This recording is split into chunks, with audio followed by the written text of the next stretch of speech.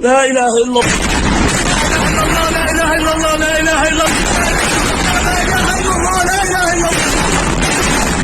إلا الله لا إله إلا الله لا إله إلا الله لا نتخيل يا الله يا الله يا الله يا الله يا الله يا الله يا مغيث يا مغيث يا الله يا الله. دوستو آداب، السلام علیکم ورحمۃ اللہ۔ داستان فلسطین کے ایپیسوڈ 2 میں آپ کا خیر مقدم ہے۔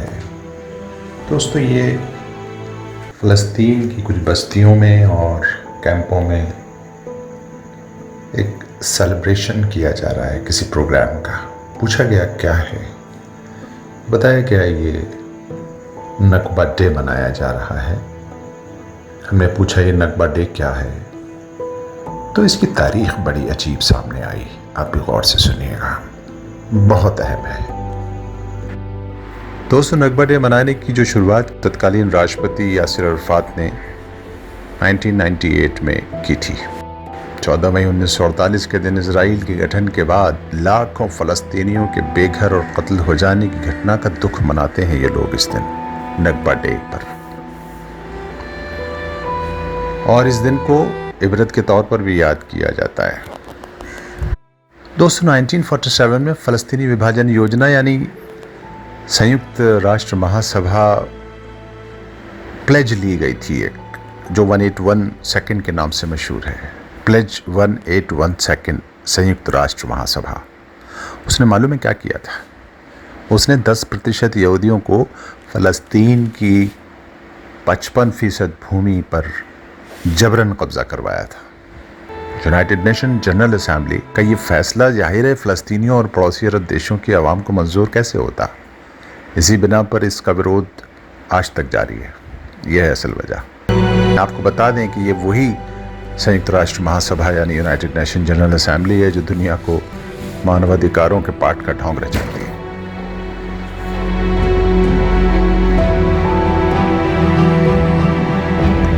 آج ہم آپ کو ایک اور تاریخی سچ بتانے جا رہے ہیں۔ دوستو، غور سے سنیے گا، دھیان سے۔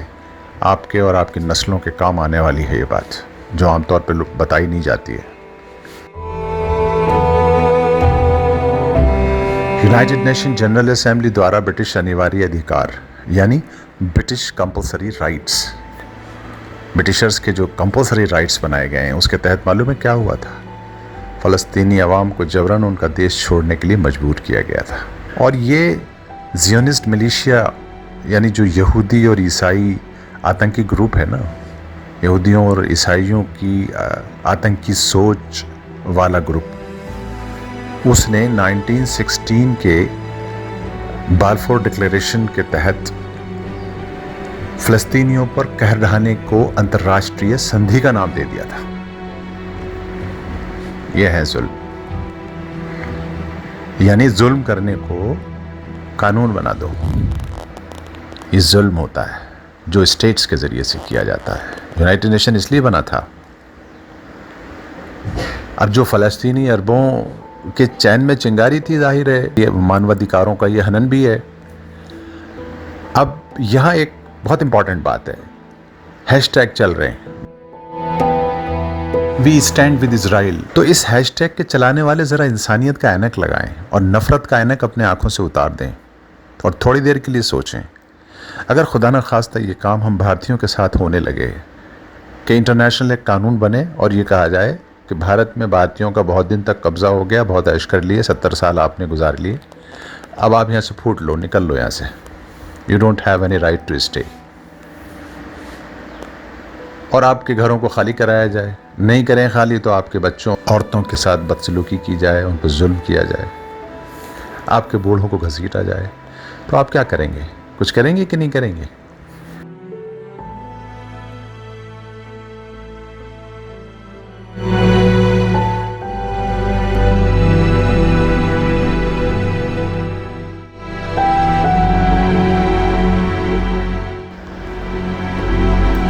آج یہی کر رہا ہے فلسطینی، جس کو ریٹیلیشن کا نام، ظلم کا نام، یا مقابلہ کرنے کا نام، یا اسرائیلیوں پر حملے کرنے کا نام دیا جا رہا ہے۔ چھوڑ کیوں نہیں دیتے، چلے کیوں نہیں جاتے؟ کیوں چلے جائیں اپنے گھر سے وہ چھوڑ کر؟ بالکل امانوی بات ہے۔ تھوڑی بہت تو انسانیت ہونی چاہیے سننے والوں کے دل میں بھی، ہیش ٹیگ چلانے والوں کے دل میں کچھ تو انسانیت ہو۔ وی اسٹینڈ ود اسرائیل۔ ارے بھائی، اسرائیل کو سپورٹ کرنا ہے، ان کے ادھیکاروں کے لیے کرو، کسی کو اجاڑنے کے لیے تھوڑی۔ لیکن یہاں حب حسین تھوڑی ہے، یہاں تو بغض معاویہ ہے، یہاں یہودیوں سے محبت نہیں ہے، بلکہ یہاں تو مسلمانوں سے نفرت ہے۔ اور ان کا قصور کیا ہے مسلمانوں کا؟ صرف یہ کہ یہ مسلمان ہیں، بس۔ یونائٹڈ اسٹیٹ کا بہت بڑا ایک پروڈیوسر ہے، ریڈیو اس کا اسٹیشن ہے، الیکس جونز کے نام سے۔ الیکس جونز کہتا ہے کہ فرسٹ ورلڈ وار سے اور 2008 ممبئی اٹیک تک کہیں کسی آتنکی حملے میں یا اٹیک میں مسلمانوں کا کہیں ڈائریکٹلی یا انڈائریکٹلی کہیں کوئی رول نہیں ہے۔ آپ کو معلوم ہے دنیا سے دھتکارے گئے یہودی، دنیا سے، تو آپ کو معلوم ہے کہ ان کو فلسطین میں پناہ دینے والا کون تھا؟ فاتح بیت المقدس سلطان صلاح الدین ایوبی رحمۃ اللہ علیہ تھے۔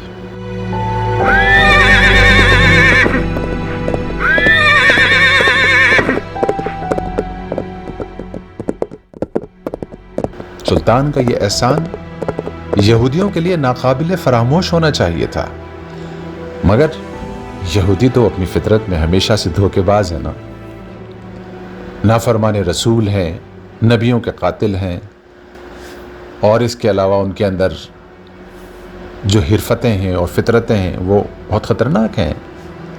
سلطان صلاح الدین ایوبی نے اپنے مزاج اور اسلام کی شان کے مطابق یہ قدم اٹھایا تھا۔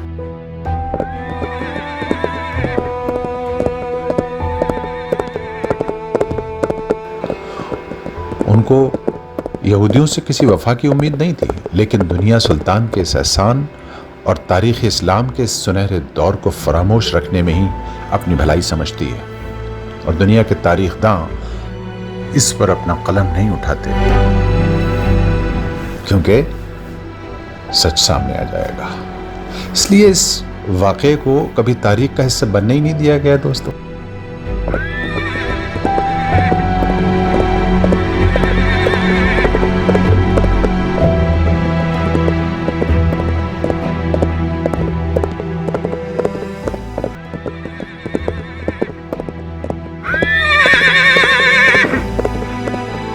لیکن ہم آج آپ کو وہ تمام حقائق بتا رہے ہیں جس کو یہود و نصارہ اور مشرکین ہسٹورینز نے سازش کے تحت بھلایا۔ ٹائمز آف پیڈیا تاریخ کے ان حسین اور سنہرے پنوں کو اب لگاتار پلٹے گا، اور دنیا کو سچ دکھانے اور حق کو لگاتار سامنے لانے کی جسارت کرے گا، اور دنیا کے تمام مظلوم قوم، جتنے بھی مظلوم قوم ہیں، چاہے کوئی بھی ہو، ان سب کے حق میں لکھے گا، بولے گا، اور ظالم کے خلاف آواز اٹھائے گا۔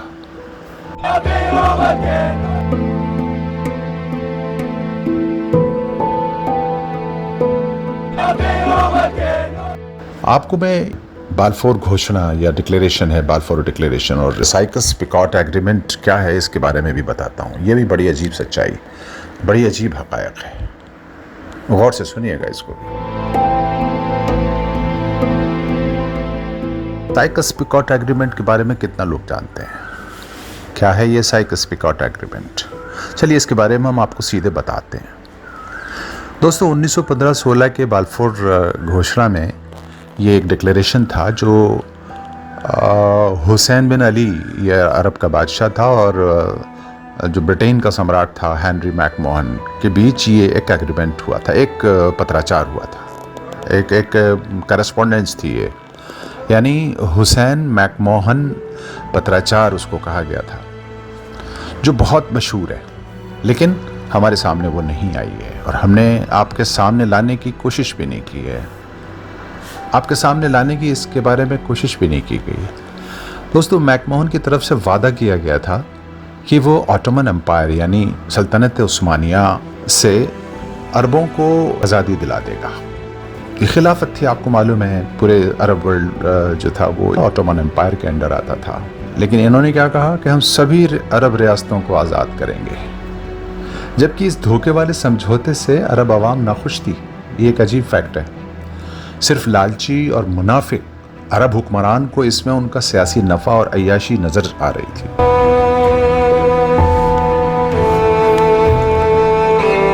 اس کی فوراً بعد یعنی 1916 میں برطانیہ اور فرانس نے ایک گپت روپ سے سندھی کی، ایک ایگریمنٹ کیا آپس میں، جس کا نام تھا سائکس پیکاٹ سندھی. اس ایگریمنٹ یا خفیہ معاہدے کو اٹلی اور رشیا کی سہمتی حاصل تھی. انہوں نے بھی اس پر سہمتی رکھی تھی تاکہ عثمانیہ خلافت کے وبھاجن میں کوئی دیش اڑچن نہ بنے، اس لیے یہ سب ٹائز کی گئی تھیں. اس کے تحت کیا ہوا کہ 1923 میں سلطنت عثمانیہ کے خاتمے کے بعد جب عرب ریاستیں الگ ہوئیں اور غیر عرب ریاستیں بھی اس میں کچھ شامل تھیں، جب وہ الگ ہو گئیں یعنی ترکی کی عثمانیہ خلافت کے زیر نظام جو سٹیٹس آتی تھیں ان کا بندرباٹ شروع ہو گیا. یعنی ہوا یوں کہ جو عرب دیش حکمران اس کو اپنی آزادی سمجھ رہے تھے، دراصل وہ اب فرانس اور برٹش کے غلام بن گئے اور کچھ اٹلی اور روس کے ماتحت بھی آ گئے. مختصر یہ 1917 میں برطانیہ دوارا یہودی آزادی کا آندولن شروع کیا گیا اور یہ بالفور ڈکلیریشن کے سمرتھن میں ایک ساروجنک پرتگیا یعنی پبلک پلیج کے بعد وجود میں آیا. اس گھوشنا کا مقصد ایک راجیہ یعنی فلسطین کے ورد ایک یہودی راشٹریہ نواس استھان نیشنل ہوم یعنی اسرائیل کی استھاپنا کرنے کے لیے یہ ماحول تیار کیا گیا تھا، اسرائیل کے اسٹیبلشمنٹ کے لیے اور فلسطینیوں کو، فلسطینی عربوں کو اجاڑنے کے لیے، ان کو ہمیشہ برباد رکھنے کے لیے، ان کے جینوسائیڈ کے لیے ان ادر ورڈز.